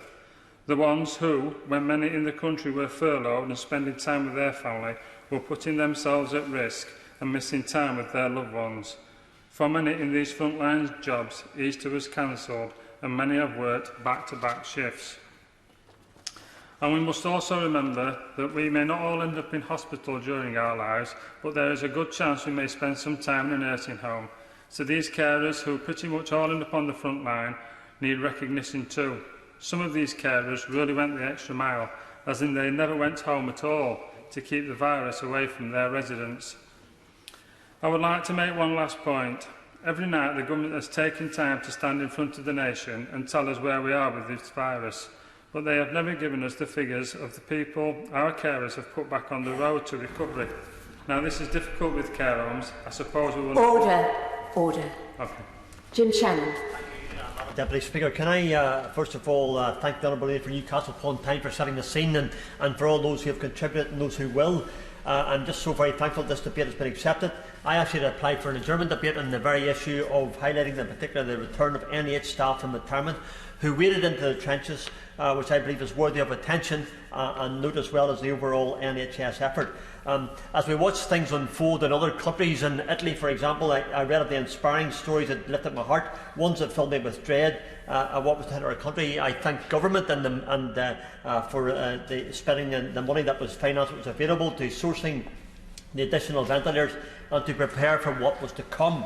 But I knew at the end of this day the burden would rest on the shoulders of every person on the NHS and care home facilities, those in the front line.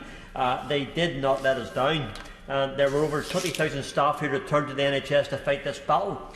Some 20,000 people who had already paid their dues and yet were prepared to return and stand in the breach. And we thank them for hearing the call and for also responding to it.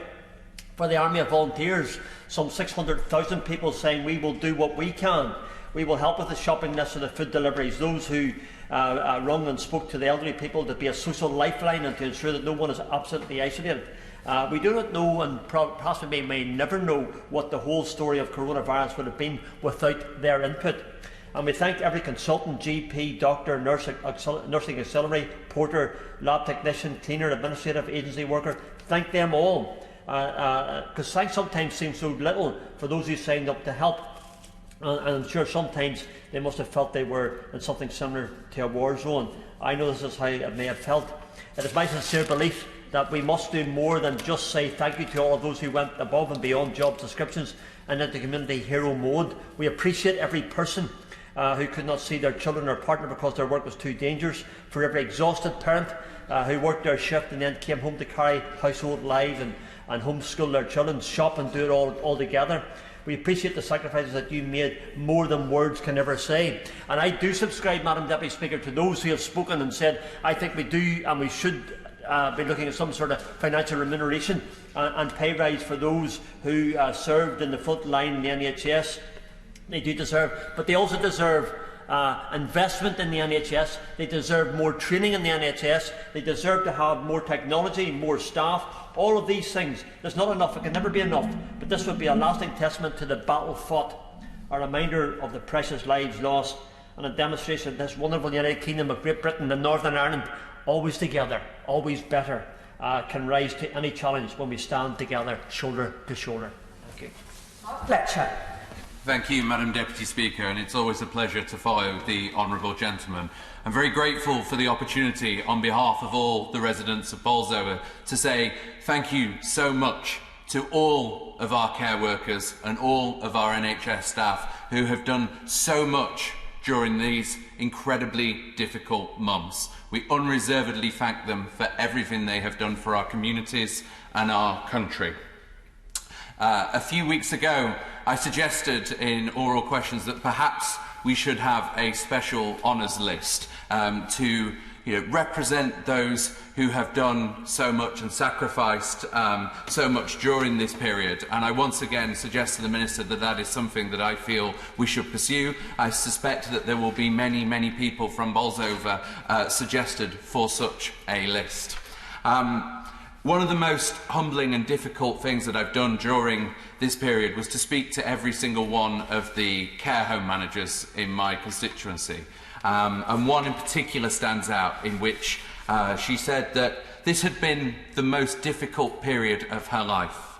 And in tears she said, but I'm also incredibly proud of what we've done, of the leadership we've shown and how well my team have coped.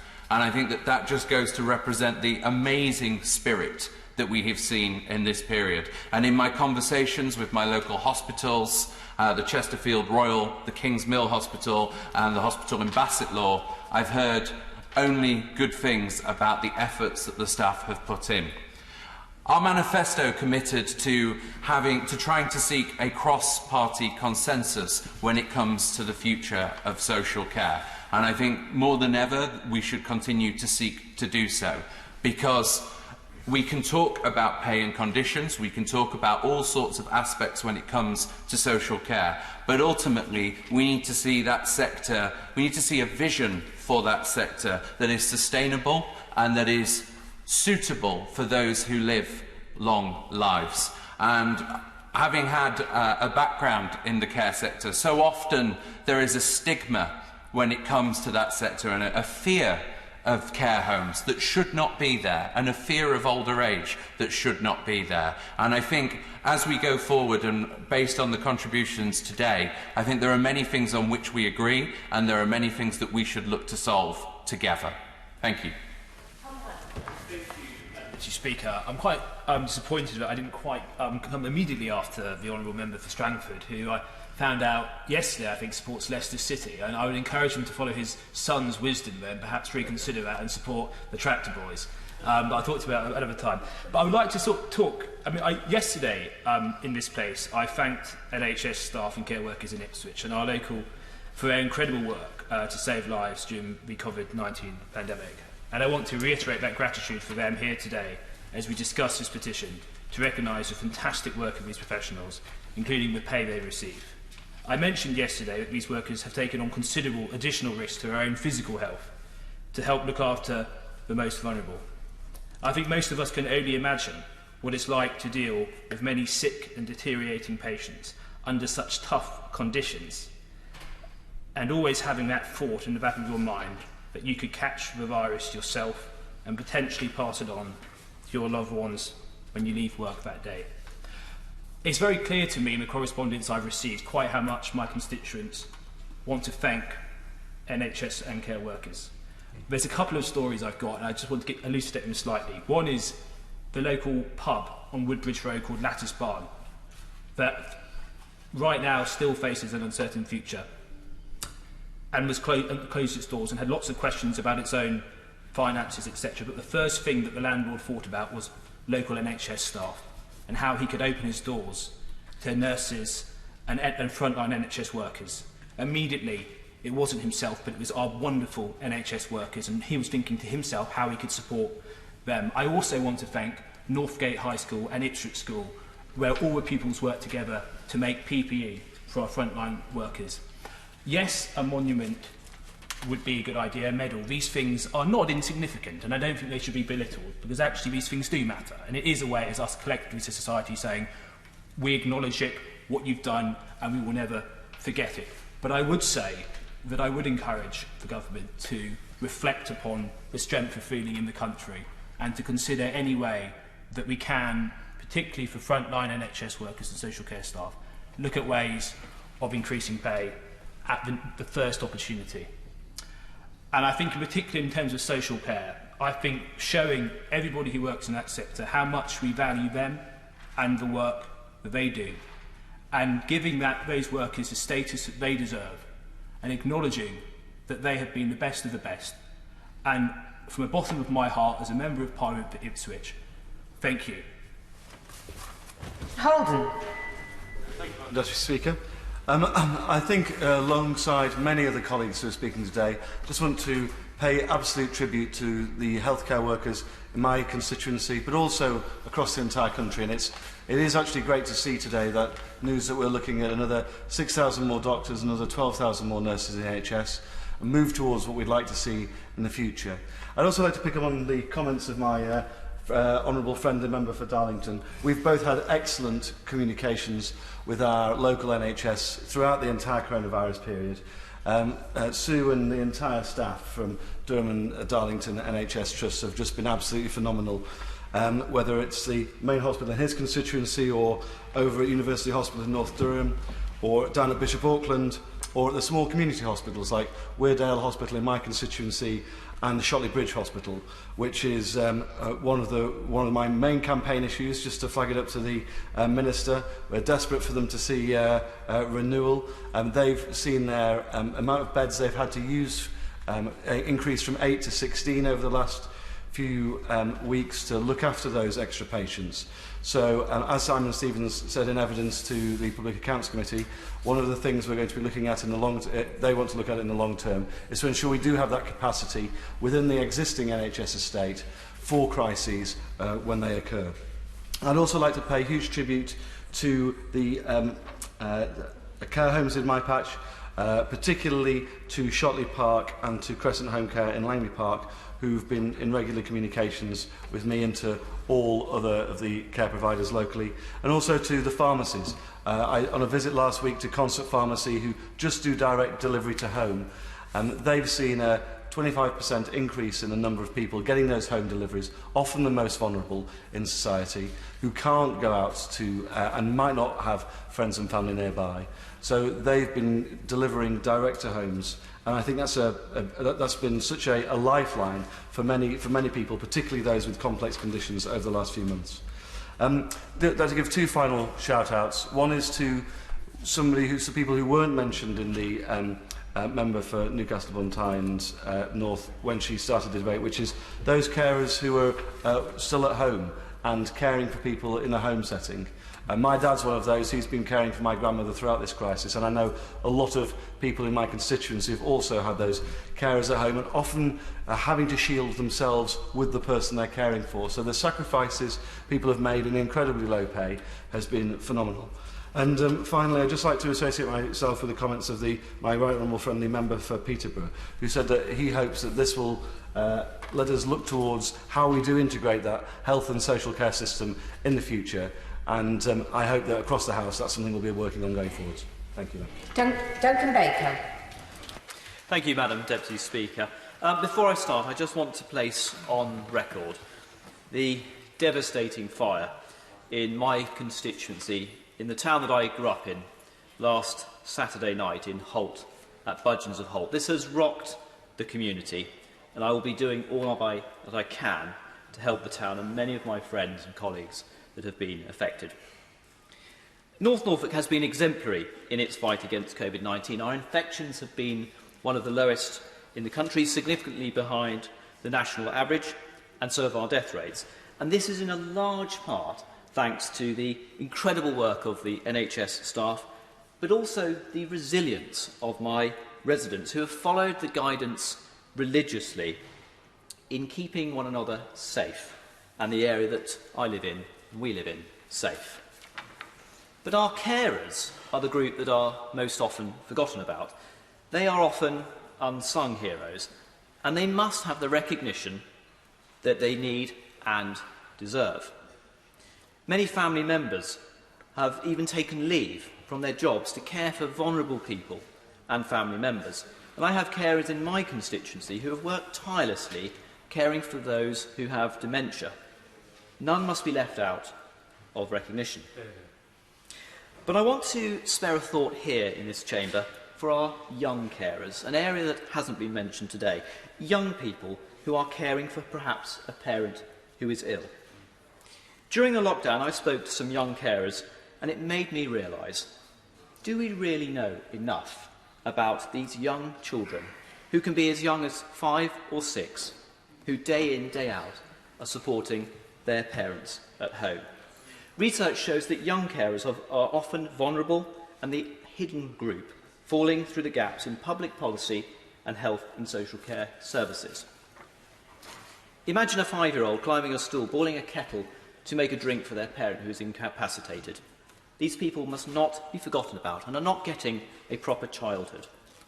In my constituency, I pay an enormous tribute to the tireless work of Julie Alford and all of her team at the Holt Youth Project, who are looking after 38 young carers across the constituency.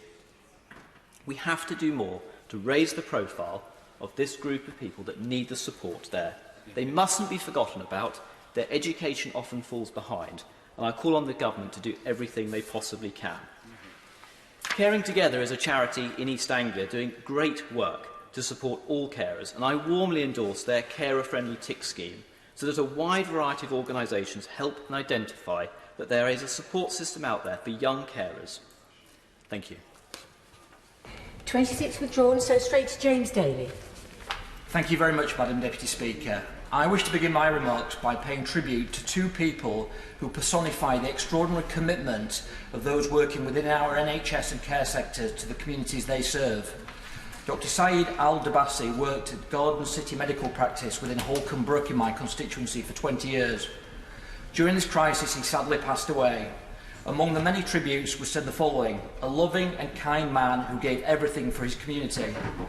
In remembrance and in recognition of his service, hundreds of members of our community lined the streets to pay their last respects to a doctor who spread kindness and warmth over 2 decades within Bury.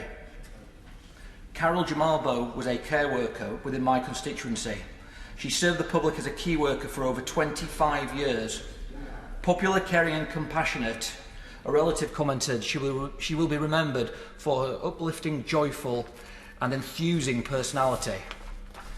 Doctors, nurses, health assistants, porters, cooks, receptionists, ambulance service staff, drivers, there are too many people to mention, all working in NHS and care services within Bury, Ramsbottom and Tottington. All have made immense sacrifices to help those affected by coronavirus. They are all heroes and heroines. I cannot mention them all, but we shall forever be in the debt of kind, compassionate, caring individuals such as Marie Sharp, the manager of Bankfield Care Home on Gig Lane, and Dr Afsal Hussain of the Walmsley Medical Practice. The NHS long-term plan, Madam Deputy Speaker, outlines the next step in the government's vision to support staff, not just on headline pay, but to improve their working lives, giving them the reward and recognition they deserve for always putting patients first and providing the high-quality care that all members in this House have seen throughout the COVID-19 crisis. They are forever, ever heroes to us all. And I would just like to finish by associating myself with the remarks of two of my honourable friends. I have had the pleasure and honour of speaking with all care home managers and workers within my constituency. My honourable friend for Ipswich called them the best of the best, and they truly are. They deserve the recognition for their highly skilled employment, for the care they give to some of the most vulnerable in our community. And as a Parliament, we must do everything possible to recognise that skill and to reward their immense contribution to our country. Thank you. Withdrawn, so straight to Patrick Grady. Thank you, Madam Deputy Speaker, and I congratulate the Petitions Committee and the Chair on opening the debate and securing the time for it, and all of the members who've made very thoughtful and, in some cases, personal speeches. 145 of my constituents have signed the main petition that's being discussed today, and a proportionate number the others, and it's important that they have the opportunity to hear their voices heard. They and all of us were joining in the 10 weeks of the clapping for carers, but all recognise, as others have said, that clapping is not enough. There must be action, and they've demonstrated that by signing these petitions. I would just note on the side that there was another petition during lockdown which achieved 1.2 million signatures, but because it didn't come through the e-petitions site, is not available to be debated in the House in quite the same format. But I know many members would want to have the behaviour of the Prime Minister's Special Advisor discussed on the floor of the House. And when this crisis is over, though, the UK Government has to find a way now of honouring the amazing heroes in our NHS and care sector who are continuing to work tirelessly to help us all defeat the coronavirus. And the Scottish Government, the SNP Government, remains committed to passing on all Barnett consequentials for health spending to the NHS in Scotland. And of course, throughout this time, and for many years now, all NHS staff in Scotland have been paid the real living wage, not the pretended living wage that they implemented by the Tory government, but the real living wage. And nurses across all bands are paid better in Scotland than anywhere else in the UK, and the Scottish Government is delivering the highest pay rise for NHS Agenda for Change staff anywhere in the UK. Employees will receive at least 9% pay rise over the 3 years from 2019. And the Scottish Government indeed spends about £130 per head more on social care than in England, and are the only government in the UK to fund free personal care. And as my honourable friend from North Ayrshire, Aaron, said earlier, have already brought forward a 3% pay rise for social care workers in recognition of the work that they're doing at this time. And recognising the particular challenges presented by COVID-19, with cross-party support in Holyrood, the Scottish Government is working to establish a sick pay fund as a matter of urgency to ensure that care workers whose employer terms and conditions fall short and who test positive for COVID-19 receive sick pay above the current statutory level of £95.85 a week. Of course, as we know, that is one of the worst sick pay legal frameworks anywhere in Europe.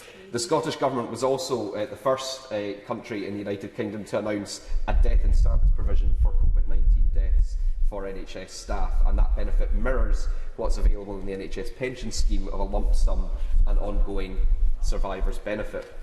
But we also recognise that it's unacceptable for some social care workers whose contract of employment offers no cover for death in service. And so we're also putting in place, or the Scottish Government is putting in place, that kind of cover where any social care worker dies without death in service cover in their contracted pension arrangements. The Scottish Government will provide a one-off payment of £60,000 to a named survivor, and that will be retrospective. And that's important because as of the 23rd of June, the Scottish Government had been informed by Health Boards or the Care Inspectorate of 7 deaths of healthcare workers and 12 deaths of social care workers related to COVID-19. And I have some own experience of this. The Wynford Locks Care Home in Maryhill was one of the first in Scotland to experience the death of a staff member due to COVID-19. And one of my constituents, Christine Gallagher, lost her beloved son Michael to the disease. He was providing frontline care, employed in an agency in central Scotland, and his loss is keenly felt by his family, as so many, too many families across the country are feeling. His mother told me she couldn't attend his funeral due to the public health restrictions. She had to stay at home with a photograph of her son and light a candle. So I want to pay tribute to Michael for the love and support that he showed to so many in his care, and express my condolences to his family and all the other families who have experienced tragic losses due to COVID-19. May they all rest in peace.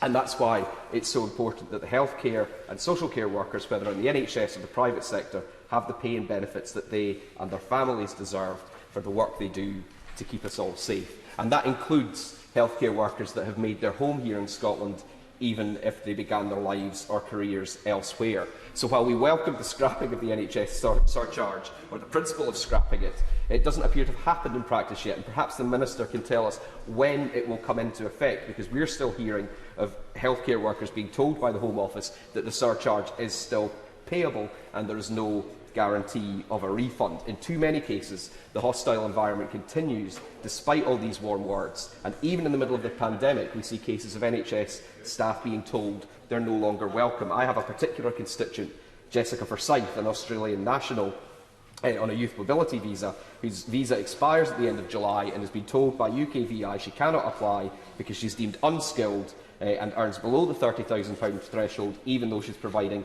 essential services to the NHS. She's made Scotland her home and built her life here, and I hope the Minister can help me solicit the reply I'm waiting for from the Home Office about her case. But what's also clear is that while all of this work has been taking place, we also have to make sure we're planning for the next phase, that we learn the lessons and that the coming months are used to ensure PPE is fully stockpiled, supply lines are in place and procedures changed where necessary, so that if a second wave hits, there will be a vastly improved level of preparation.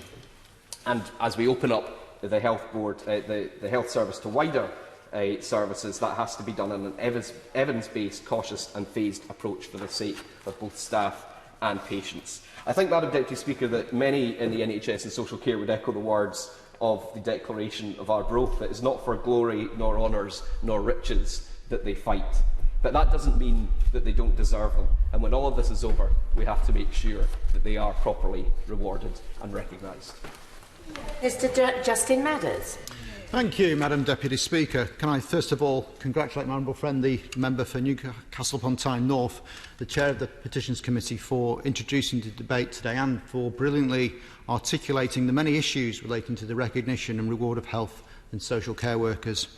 And also I'd like to thank all those who have signed the 4 petitions, which have so far amassed some 290,000 signatures between them. By doing so, they've brought this very important debate to Parliament today, and it's a debate that comes at a particularly poignant time, a time when health and social care workers have been at the very heart of the response of the fight against coronavirus, working day and night to protect the NHS and to save lives. They and all the key workers who keep this country going are the very best of us. And I want to take the opportunity to once again pay tribute to the hundreds of NHS and social care staff who have lost their lives to the virus. I hope that when this is over, we can find an appropriate way to remember the frontline staff who gave their lives in the line of duty.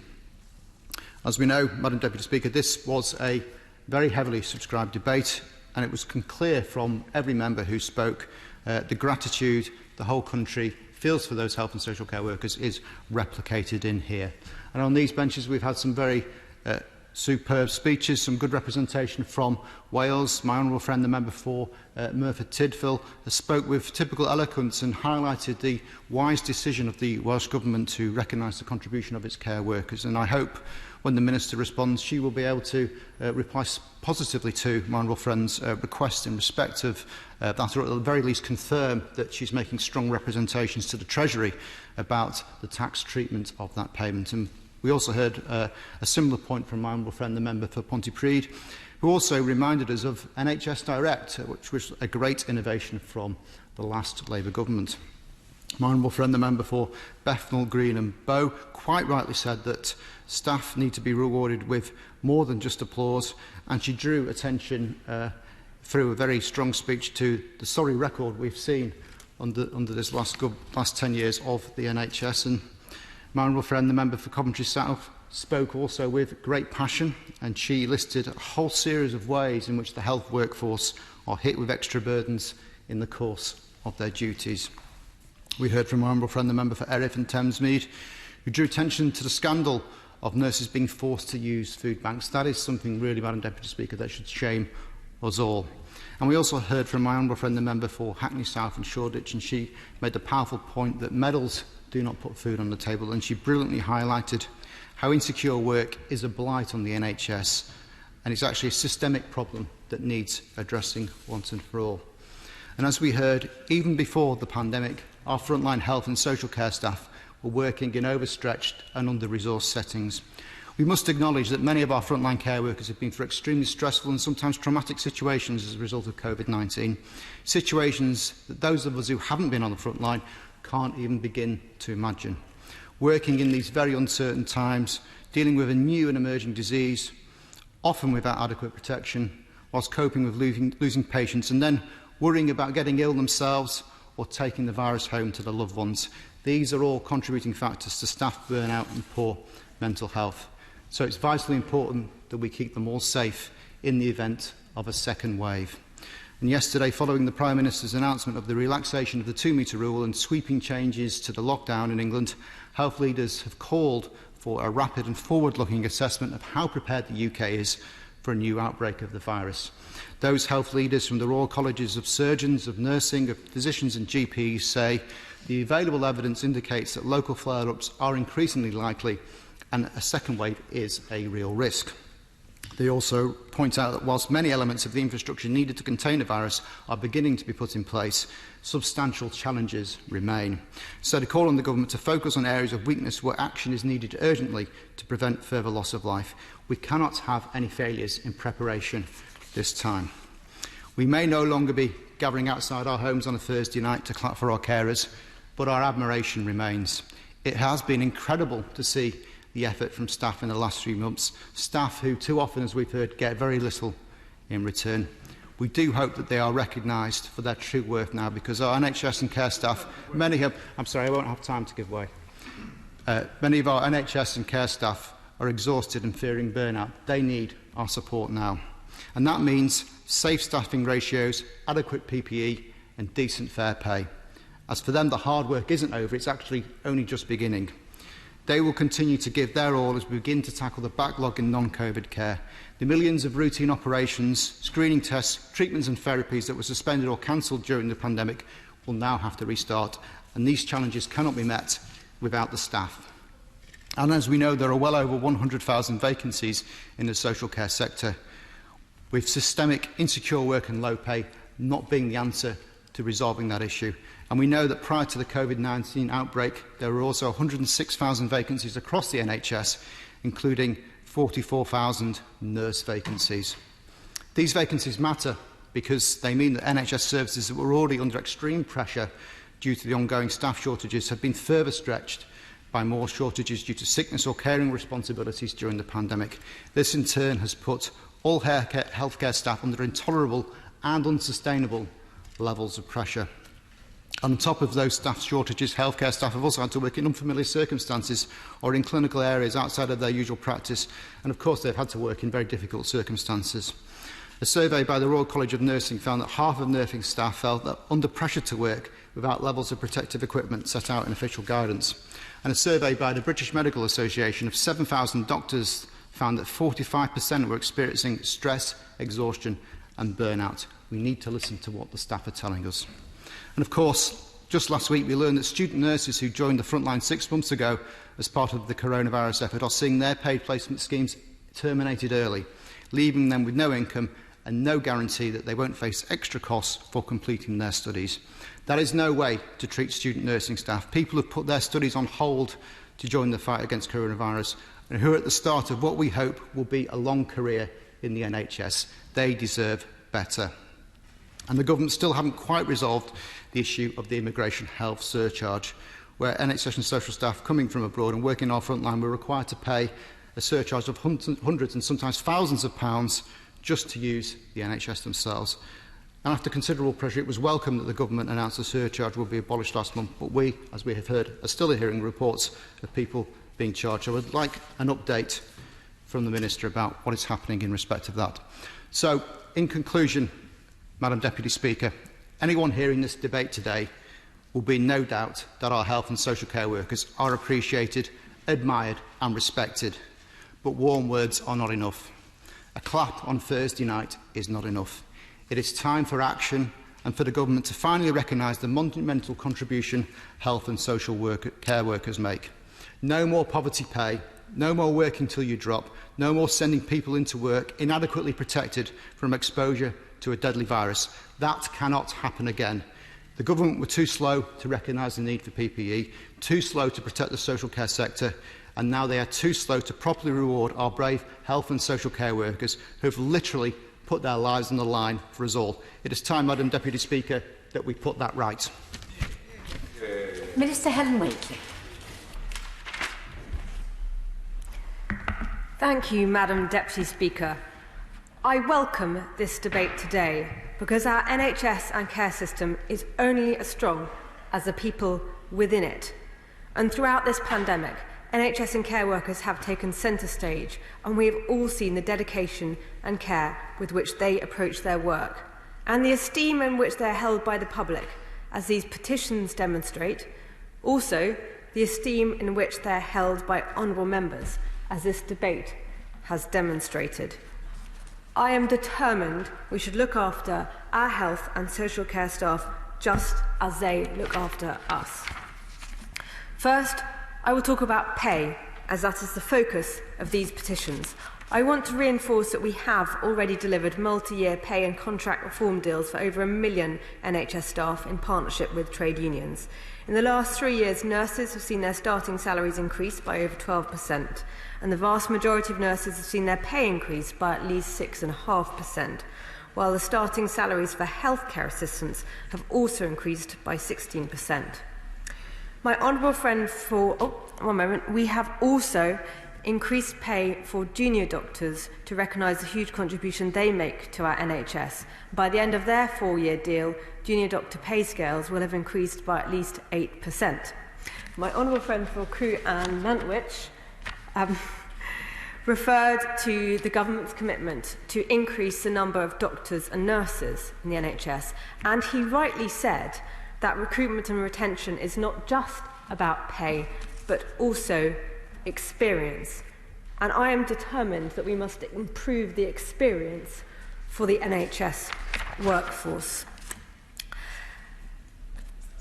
The Shadow Minister opposite spoke about vacancies in the NHS. I hope that he will welcome the good news that we have heard today in the latest NHS workforce statistics, that the number of nurses in England has gone up by over 12,000 in the last year, and we have over 6,000 more doctors. So compared to 2010, we now have 23,100 more doctors and 22,200 more nurses in the NHS. But we want to recruit more, so we are providing financial support for nurses to train. And from this September, new and continuing nursing students are able to get a maintenance grant of at least £5,000 per academic year. Madam Deputy Speaker, our social care staff have also played an incredible role during this pandemic. I'm always blown away by the compassion shown by our care workers who look after people at their most vulnerable. And this has been so well articulated by my honourable friend for Peterborough, for Watford, for Beaconsfield, for Rother Valley and many other colleagues this afternoon. Honourable members will be aware that the government does not set pay for social care workers in England. However, we are committed to raising the profile of our social care workforce and giving them the support they need. At a recent DHSC Select Committee, we heard from care workers about how some of them felt underappreciated by the public as a whole, and that is something we need to fix. After all, this is a job where you have a chance to make a difference to people's lives every single day you go to work. As a start, we have adopted the Care brand, for which I thank Care England. We have taken this on in order to build recognition of care workers. Since the pandemic hit us, we have put in place support for care workers who have been at the front line during this time. We are providing mental health support and bereavement support commissions from Samaritans and Hospice UK. We have launched a care workforce app to bring together resources and guidance. And we're providing funding, 3.2 billion and then a further 600 million via local authorities to pass on to care providers so they can provide full pay to staff who are isolating. We've made it clear to local authorities and providers that we expect this to happen. One of the petitions that is in front of us today is entitled, "We would like the government to consider social care as equally important to the NHS." This is something that I passionately believe in, that social care is absolutely equally important. I know my colleagues in government agree, and as we heard in this debate, that is the sentiment of many honourable members, and we rightly now talk about health and social care workers in the same breath. In the months ahead, as we pledge in our manifesto, we will be looking at how we can build a long-term solution for social care. So for the long term, care workers get the rewards they deserve, and as argued particularly for by my honourable friend for Bolsover, so that everyone can have the dignity and security that they deserve. Finally, I want to raise the contribution of our overseas staff. The NHS has benefited from the contribution of so many people from all over the world. I'd like to take a moment to thank all of our overseas NHS staff. And I know that this has been a difficult time for many of you, especially as we have learnt that BAME communities have been disproportionately impacted by this virus. We are so grateful to you for your hard work, and I want the system to do all it can to protect you. On the 21st of May, the Prime Minister announced that NHS and social care workers will now be exempt from the immigration health surcharge. NHS or care workers who paid the surcharge from the 21st of May will be refunded, and we are getting on with arrangements as fast as we possibly can. We are also continuing to provide free visa extensions and auto-renewal visas for workers who are eligible, and we will be introducing a new fast-track healthcare visa to make it quicker and easier for health and care staff to come and work in our health and social care system. Madam Deputy Speaker, our NHS and social care workers do a truly wonderful job delivering world-class care to so many. I would like to thank everybody who signed these petitions for making their voice heard. And I would like to end by encouraging everyone who is thinking about joining a health and care system to do so. Caring for others is one of the greatest and most important vocations, and we will do everything in our power to protect and support health and social care workers during this pandemic and beyond. Catherine McKillell to one.